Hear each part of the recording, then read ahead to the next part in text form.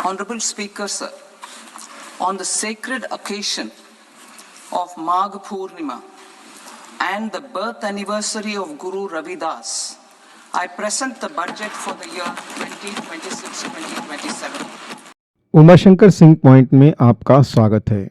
सोचिए, अगर आप महीने के आखिर में बैठकर खर्च का हिसाब लगाते हैं, किराया, स्कूल फीस, दवा, राशन, ईएमआई, तो इस बजट से आपकी ज़िंदगी में क्या बदलेगा? क्या दवाएं सस्ती होगी? क्या नौकरी से मौके बढ़ेंगे? क्या टैक्स कम होगा या फिर कुछ चीज़ें महंगी हो जाएंगी? सरकार ने बजट 2026-27 को विकसित भारत की दिशा में बड़ा कदम बताया है, लेकिन आम आदमी के लिए बजट का मतलब सिर्फ एक होता है, मेरी जेब पर क्या असर पड़ेगा। आज हम इसी को आसान भाषा में समझेंगे और साथ ही जानेंगे कि इस बजट पर देश के बड़े नेताओं की क्या राय है।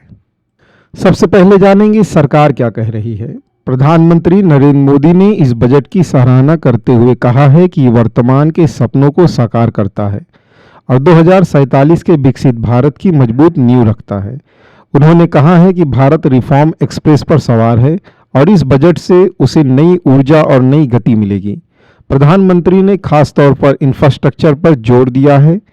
डेडिकेटेड फ्रंट कॉरिडोर, देश भर में जल मार्ग का विस्तार, 7 high speed rail corridor, tier 2, tier 3 शहरों का विकास और शहरों को आर्थिक मजबूती देने के लिए म्युनिसिपल बॉन्ड्स को बढ़ावा। उनका कहना है कि भारत सिर्फ सबसे तेजी से बढ़ती अर्थव्यवस्था बनकर संतुष्ट नहीं है, बल्कि जल्द ही दुनिया की तीसरी सबसे बड़ी अर्थव्यवस्था बनना चाहता है। गृह मंत्री अमित शाह ने इसे विकसित भारत का बजट बताया है। उन्होंने कहा है कि मैन्युफैक्चरिंग से लेकर एआई, स्वास्थ्य से लेकर पर्यटन, स्पोर्ट्स से लेकर तीर्थ तक, ये बजट हर गांव, हर कस्बे और हर शहर के युवाओं, महिलाओं और किसानों के सपनों को ताकत देता है। लेकिन विपक्ष क्या कह रहा है? समाजवादी पार्टी के प्रमुख अखिलेश यादव ने कहा है कि ये बजट गरीब, किसान और गांव में रहने वाले लोगों की समझ से बाहर है। उनके मुताबिक ये सपने दिखाने वाला बजट है जो पेट नहीं भर सकता और रोजगार की ठोस गारंटी नहीं देता। कांग्रेस सांसद शशि थरूर ने कहा है कि बड़े स्तर पर मुद्दों पर देखें तो ना मिडिल क्लास के लिए कुछ खास है और न ही लोअर मिडिल क्लास के लिए, और राज्यों को भी खास राहत नहीं मिली है। यानी तस्वीर दो हिस्सों में बटी हुई है। सरकार इसे भविष्य का बजट बता रही है, विपक्ष इसे आम आदमी से दूर बता रहा है। अब आइए देखते हैं जमीन पर क्या है।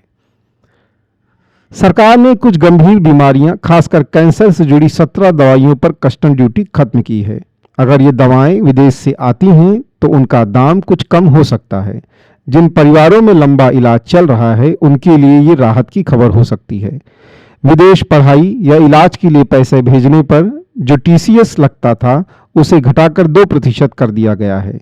इसका मतलब है जिन घरों के बच्चे बाहर पढ़ते हैं उन्हें शुरुआती खर्च में थोड़ी राहत मिलेगी।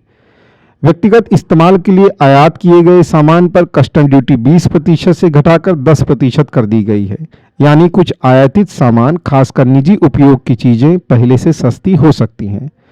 इलेक्ट्रॉनिक और बैटरी बनाने से जुड़ी मशीनरी और कच्चे माल पर भी छूट दी गई है। अगर ये उद्योग तेजी से बढ़ते हैं तो भविष्य में मोबाइल, बैटरी या कुछ इलेक्ट्रॉनिक सामान की कीमतों पर सकारात्मक असर दिखता है। हालांकि ये बदलाव तुरंत नहीं दिखेगा। अब जानते हैं क्या महंगा हो सकता है। शेयर बाजार में फ्यूचर्स और ऑप्शंस ट्रेडिंग पर लगने वाला टैक्स बढ़ा दिया गया है। यानी जो लोग डेरिवेटिव ट्रेडिंग करते हैं उनके लिए लेन देन थोड़ा महंगा होगा। कुछ खास सेक्टरों में टैक्स कलेक्शन की दरें बदल दी गई हैं। अगर आयात पर कुछ पुरानी छूटें खत्म होगी तो बाहर से आने वाले कुछ सामान महंगे हो सकते हैं। सरकार का संदेश साफ है, जो चीज़ें भारत में बनेगी उन्हें बढ़ावा मिलेगा, जो बाहर से आएंगी वे कुछ मामलों में महंगी पड़ सकती हैं। अब जानते हैं इनकम टैक्स में क्या बदला है। सबसे बड़ा सवाल यही था, क्या टैक्स स्लैब बदले? इस बार इनकम टैक्स स्लैब में कोई बदलाव नहीं किया गया है।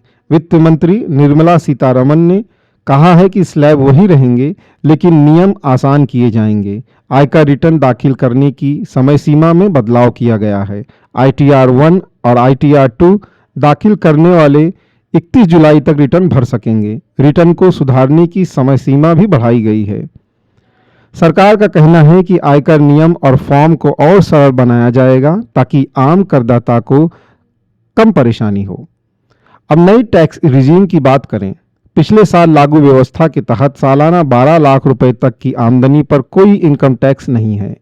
सैलरी क्लास के लिए 75,000 रुपये का स्टैंडर्ड डिडक्शन है, यानी अगर आपकी सालाना सैलरी 12,75,000 रुपये तक है तो नई रिजीम में आपकी टैक्स देनदारी शून्य हो सकती है।